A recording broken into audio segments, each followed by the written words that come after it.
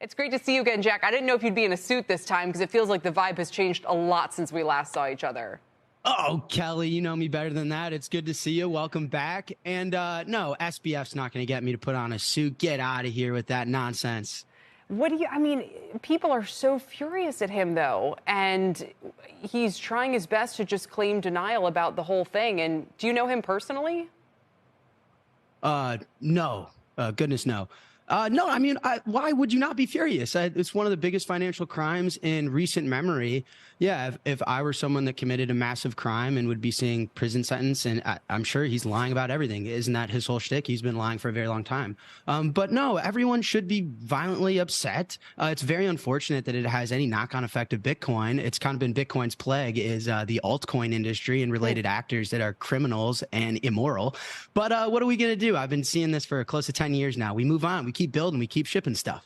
Let me ask you about one thing when it comes to Bitcoin. I'm sure the bulls will be relieved to finally hear somebody say, no, there's a legitimate use for this. Look at the way you can instantly, transfer payments into local currency in Africa, for instance. But all of that said, it's ironic that we're talking about the attractiveness of Bitcoin as powering transactions in other currencies. Why should I or anybody watching this be a holder of Bitcoin? And maybe you don't suggest that they should be, but why should I be a holder of Bitcoin when it's just going to end up being almost like a payments network like Visa or MasterCard? Sure. I think there's a lot to take in, right? And I know the everyday person on the couch probably has a tough time keeping up, especially with the SBF nonsense. But we'll divide that into two, Kelly. One is you should look to hold things, whether it be Bitcoin or something else, that are scarce, right? If there's a fixed supply on something, all it takes is demand for the price of that thing to go up. It is a great way to preserve and store wealth. And so Bitcoin's achievement in being the only finite asset in the history of the universe is a pretty big deal. And you should probably hold it because of that. Now, how can you use Bitcoin? What we've actually done is use the fact that Bitcoin is the first digital bearer instrument, Kelly.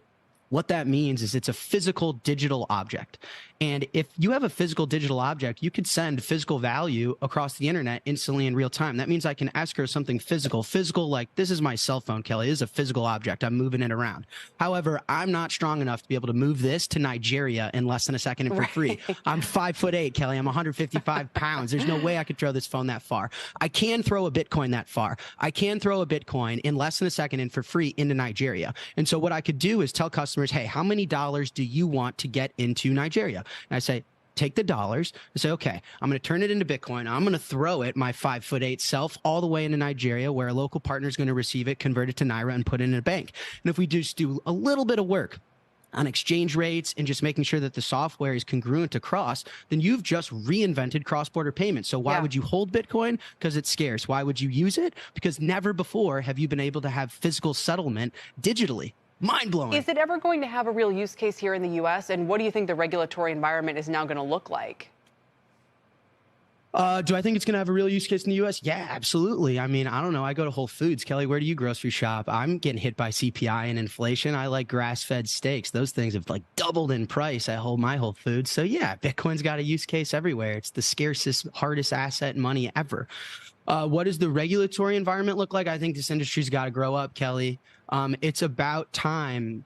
There's Bitcoin and there's everything else. Bitcoin is very obviously a commodity, Kelly, and in my humble opinion, I think everything else looks a lot like a security. And so I think it's time that regulators are probably a little bit more leverage in their ability to clean this space up so that the rest of the world can have clean, moral, responsible access.